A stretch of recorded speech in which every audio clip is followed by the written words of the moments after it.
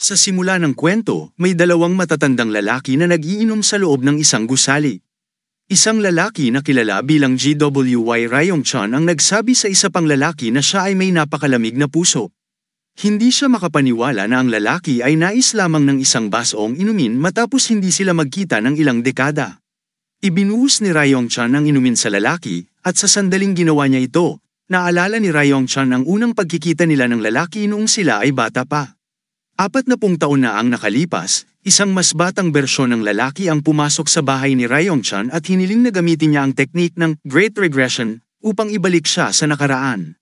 Nabigla ang batang Ryong-chan. Ang Great Regrets na teknik ay isa sa pinakamalaking nagawa ng pamilya GWY.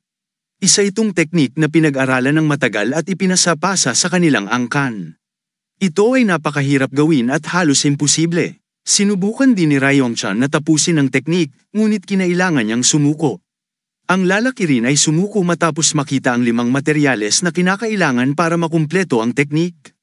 Alam niyang hindi niya makakamtan ang mga materyales na yun.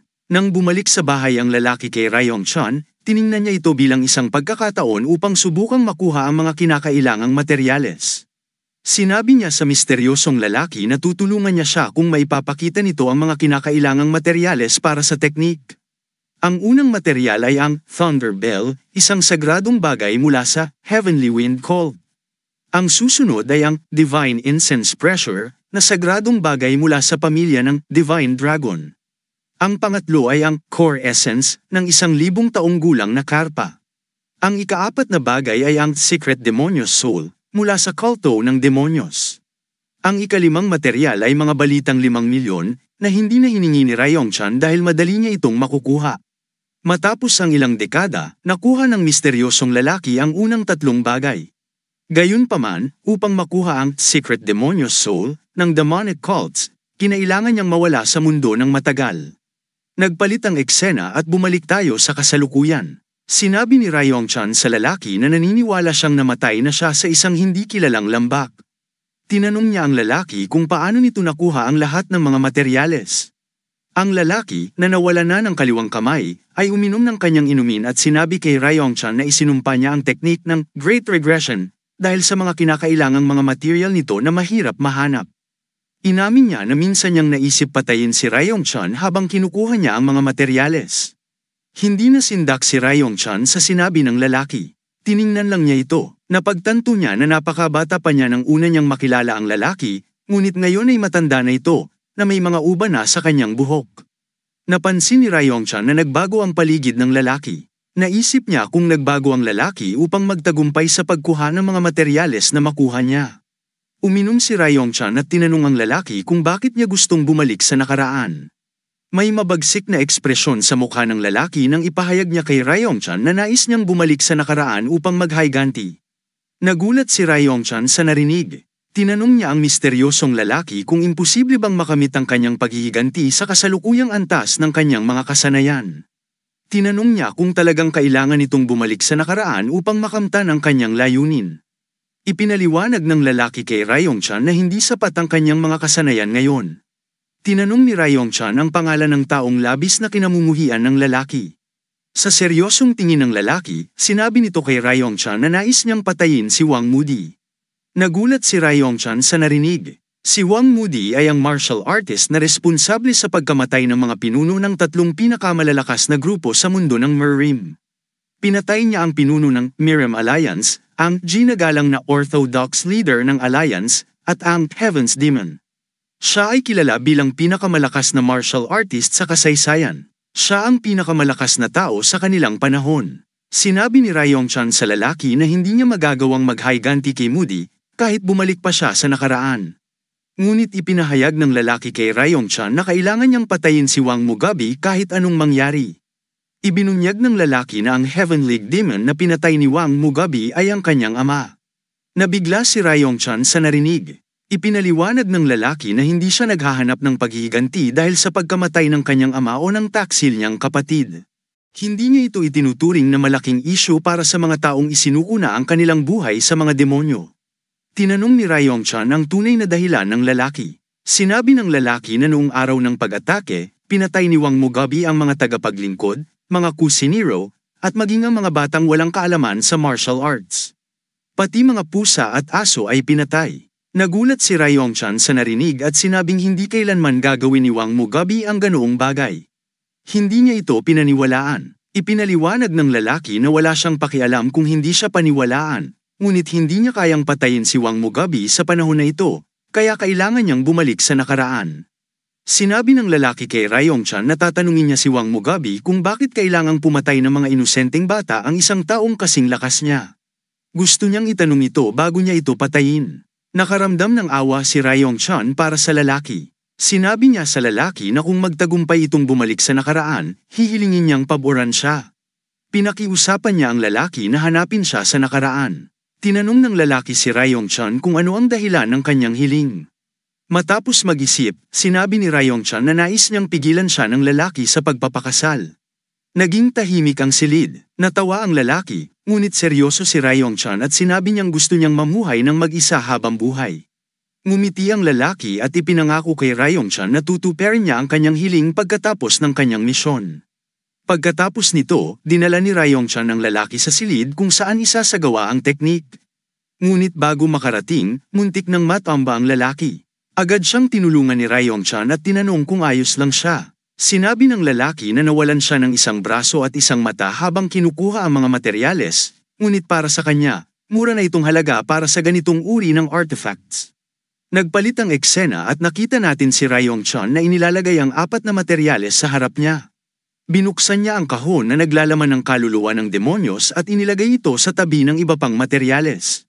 Sa sandaling ginawa niya ito, sinimulan niyang mag-chant. Agad na naglabas ng malakas na enerhiya ang kaluluwa ng demonyos. Habang patuloy si Ryong-chan, lahat ng mga bagay ay naglabas din ng enerhiya, at ito'y nagsanib. Isang espesyal na bitak ang lumitaw sa silid, at labis itong ikinagulat ni Ryong-chan. Lumingon siya sa portal, tumingin siya sa lalaki at nagpaliwanag sa kanya. Hindi siya makapaniwala na nagawa niya ang teknik ng matagumpay. Ngunit nang tumingin siya sa lalaki, nakita niya itong nahihirapan, halos nawawala ng malay at hirap na huminga. Bumalik si Ryong-chan sa lalaki, humingi ng paumanhin, at naglakad papunta sa portal. Ipinangako niyang hahanapin ang lalaki sa nakaraan at babalaan ito tungkol sa paparating na sakuna. Ipinaliwanag niya na ang pinakamalaking hangarin ng pamilya GWY ay ang makabalik sa nakaraan. Bago makapasok si Ryong-chan sa portal, biglang tumigil ang kanyang katawan. Agad niyang napagtanto na ang kanyang kakayahan ay nasil. Nasa likod niya ang lalaki na may nakakakilabot na tono ng boses. Tinanong ng lalaki si Ryong-chan kung bakit niya sinubukang gawin ang ganoong bagay. Nabagabag si Ryong-chan nang marinig ang boses ng lalaki. Nagsimula siyang manginig habang papalapit ang lalaki at hinawakan ang kanyang leeg. Sinakal siya ng lalaki habang may luha sa kanyang mga mata at nagtanong kung bakit kailangang magtraidor sa kanya. Ipinaliwanag ni Ryong-chan na nawala sa kanya ang tamang pag-iisip sa isang sandali. Nakiusap siya sa lalaki na patawarin siya. Sinabi niya na hindi niya dapat sinubukang gawin ang ganoong katangahan dahil ang lalaki ang siyang naghirap upang makuha ang mga materyales. Nang marinig ito, tinitigan siya ng lalaki at binitiwan si Ryong-chan. Sinabi ng lalaki na siya rin ay makasarili. Ibinunyag niya na nagawa niyang makuha ang mga materyales nang hindi siya nag-alala para sa iba. Sinabi ng lalaki kay Ryong-chan na kung ibang tao lang siya, matagal na niya itong pinatay. Habang naghahabol ng hininga si Ryong-chan, ipinatong ng lalaki ang kanyang kamay sa balikat ni Ryong-chan at nagpasalamat sa kanya sa paghihintay ng buong buhay. Nabigla si Ryong-chan sa narinig. Nagulat siya nang makita ang lalaki na nakangiti sa kanya habang umaagos ang mga luha sa kanyang mga mata. Habang humihingi ng paumanhin si Ryong-chan, bigla siyang tumigil sa paggalaw. Nagulat ang lalaki at napansin niyang tumigil na rin ang lahat ng bagay sa paligid. Hindi niya maintindihan kung ano ang nangyayari. Habang tinitingnan niya si Ryong-chan, may narinig siyang boses na nagsabing siya ay pumanaw na. Laking gulat niya nang makita ang isang matandang lalaki na tila kumikinang. Ang matandang lalaki ay tila isang patay na kaluluwa. Tinanong ng lalaki ang deity kung sino siya. Ipinaliwanag ng deity na siya ang makakapagpadala sa kanya pabalik sa nakaraan. Nagulat ang lalaki sa narinig. Tinanong ng matanda ang ating bida kung talagang naniniwala siya na ang mga materyales lamang ay sapat na upang maglakbay pabalik sa nakaraan. Ginamit ng patay ang kanyang kapangyarihan upang itaas ang mga materyales at sinabi sa bida na ang mga materyales ay hindi ang tunay na susi. Ipinaliwanag niya na ang totoong materyales ay ang mga sakripisyo at epekto ng mga hirap na pinagdaanan niya sa pagkolekta ng mga ito. Sinabi ng deity sa lalaki na pumasa siya sa pagsubok sa pamamagitan ng pamumuhay na may isang layunin at pagsakripisyo ng lahat para dito. Ipinahayag ng deity na ang huling pagsubok ay ang patawarin si Ryong-chan. Sinabi niya na ito ang pinakamahirap na pagsubok sa lahat, ngunit nagulat siya nang madali itong nalampasan ng lalaki. Tinanong ng lalaki ang deity na ipadala na siya sa nakaraan dahil nakapasa na siya sa mga pagsubok. Tinanong ng matanda ang ating bida kung ano ang gagawin niya sa nakaraan na may seryosong tingin. Ibinunyag ng lalaki sa deity na papatayin niya ang mga nararapat mamatay at ililigtas ang mga inosente. Tinanong siya ng deity kung yun lang ba ang gusto niyang gawin. Sinabi ng lalaki na sisikapin niyang mamuhay ng may kabuluhan. Inamin niya na desperado siyang bumalik sa nakaraan dahil pinagsisisihan niya ang kanyang naging buhay, at dahil sa matinding galit kay Wang Moody. Tinanong ng deity kung ano ang pinagsisihan ng lalaki. Sumigaw ang lalaki na pinagsisisihan niya ang lahat. Ipinaliwanag niya na mula pagkabata, wala siyang ginawang desisyon na ayon sa kanyang sariling kagustuhan. Lagi siyang tinutulak ng mga bagay-bagay, at bago pa siya makapamuhay para sa sarili, nasa huling bahagi na ng kanyang buhay. Ngumiti ang deity sa narinig. Sinabi niya na inaasahan niyang makita kung paano mamumuhay ng panibagong buhay ang lalaki. Pagkatapos nito, nagsimulang maglaho ang katawan ng deity. Matapos siyang umalis, muling bumalik ang takbo ng oras. Nagpatuloy si Ryong-chan sa paghingi ng paumanhin. Nabigla ang lalaki sa narinig na boses ni Ryong-chan. Ngunit hindi niya nakalimutan ang kanyang pangako na pipigilan si Ryong-chan sa pagpapakasal. Ngumiti ang lalaki nang marinig niya ito at lumakad papunta sa portal. Bago siya pumasok, sinabi niya kay Ryong-chan na mamuhay ng maayos. Hindi pinansin ng matandang lalaki ang sinabi ng lalaki at patuloy na nakiusap na pigilan siya sa pagpapakasal. Ang eksena ay nagbago at nakita ng lalaki na binuksan niya ang kanyang mga mata. Natagpuan niya ang sarili niya sa isang entablado, napapalibutan ng daan-daang martial artists na nagsasaya. Sa harapan niya ay isang estatwa ng demonyo. Habang tumitingin siya sa paligid, nakita niya ang mga mukha ng mga martial artists at mga taga-suporta. Ngumiti siya nang makita ang mga mukha nila, na nagpatunay na siya nga ay nakabalik na. Habang tumitingin siya, naramdaman niya ang kakaibang enerhiya at nakita ang isang lalaking nakaupo sa malaking upuan sa itaas ng isang gusali. Napapalibutan siya ng ibang tao na nakaupo sa paligid niya. Ang lalaking ito ay ang Heavenly Demon, ama ng ating bida. Napansin ng Heavenly Demon na nakatingin sa kanya ang kanyang anak. Ngumiti ang ating bida habang tumititig siya sa mga mata ng kanyang ama. Habang tinitingnan niya ito, isang malaking lalaki na nasa entablado rin ang hamampas ng espada sa lupa at tinawag ang ating bida bilang Young Master. Sinabi ng lalaki na oras na upang magsimula ang laban. Nang marinig ito ng ating bida, naalala niya na bumalik siya sa araw ng paligsahan na tinatawag na New Demon Skirmish. Ipinahayag ng Heavenly Demon na hindi lamang sa kanyang dugo manggagaling ang susunod na pinuno ng kulto. Ang pahayag na ito ay nagdulot ng kaguluhan sa loob ng kulto dahil nangangahulugang kahit sino ay maaaring maging Heavenly Demon basta't sila ang pinakamalakas. Bilang patunay ng kanyang sinseridad, inilunsad ng Heavenly Demon ang isang kompetisyon sa pagitan ng susunod na henerasyon ng mga lider ng kulto na tinatawag na New Demon Skirmish. Ang mananalo sa kompetisyon ay magkakaroon ng pagkakataong huminin ang isa sa dalawang anak ng Heavenly Demon. Ang sinumang mananalo ay magkakaroon ng isang hiling na ipagkakaloob ng Heavenly Demon. Sa harap ng ating bida, isang lalaki ang pumili upang huminin siya. Nang marinig niya ito, naalala niya ang galit na nadama niya noon dahil pinili siya ng lalaki sa halip na ang kanyang mas nakatatandang kapatid. Ang totoo, pinili siya ng lalaki dahil may plano ito. Nilaso ng lalaki ang pagkain ng ating bida, gamit ang isang laso na tinatawag na Energy Dispersion Poison, upang pansamantalang mawala ng kakayahang gumamit ng kanyang enerhiya. Natalo ang ating bida sa laban dahil sa maduming pandaraya. Sinubukan niyang ipaliwanag ang lahat sa kanyang ama, ngunit hindi siya pinansin ng Heavenly Demon. Tiningnan siya ng kanyang ama na tila babulag sa katotohanan. Dahil sa kabiguang yun, unti-unti siyang nawala ng posisyon sa digmaan para sa kapangyarihan. Napagtanto ng ating bida na nagsimula ang kanyang problema mula sa partikular na laban na yun. Sa kabila ng kanyang pananahimik, tinanaong siya ng malaking lalaki kung dinidistract ba niya ang laban. Habang iniisip ito, tinanong siya ng malaking lalaki kung siya ay naiistorbo. Kahit nasa gitna ng laban, hindi alam ng ating bida kung paano sumagot. Tinanong niya ang pangalan ng lalaki. Nabigla ang malaking lalaki at sinabi niyang siya si Gu Qianggo. Nang marinig ito ng ating bida, naalala niya na si Gu Qianggo ay isa sa 7 disipulo ng Demon Supremes. Ang kanyang master ay kilala bilang si Gu Qiongpa, na tinaguriang Blood Heaven Sword Demon. Si Qianggo ay ang pang-5 disipulo ni Qiangpa. Sinabi ng malaking lalaki sa young master na maging confident na talunin siya. Tahimik ang lalaki sa malaking lalaki at tumingin siya sa kanyang ama. Kilala bilang isa sa mga pinakamalakas na mandirigma, ngunit hindi nagbigay ng sagot ang ating bida at ipinagpatuloy ang laban.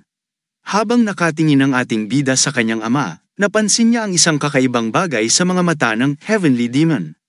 Alam niya na ang kanyang ama ay matagal nang alam na siya ay nalason gamit ang Energy Dispersion Poison. Ang Heavenly Demon ay tila sinusubaybayan lamang kung paano haharapin ng ating bida ang sitwasyon. Alam ng ating bida na kaya niyang talunin si Pyongyang sa isang galaw kahit walang inner energy, ngunit hindi niya nais ipakita ang tunay na galing niya. Naniniwala siya na kailangan niyang itago ang kanyang mga kakayahan sa ngayon. Itinaas ng ating bida ang kanyang kamay at nagdeklara na handa siyang labanan si Pioneer nang hindi gumagamit ng anumang inner energy. Nabulabog ang mga martial artists, at si Pyongyang ay nagulat.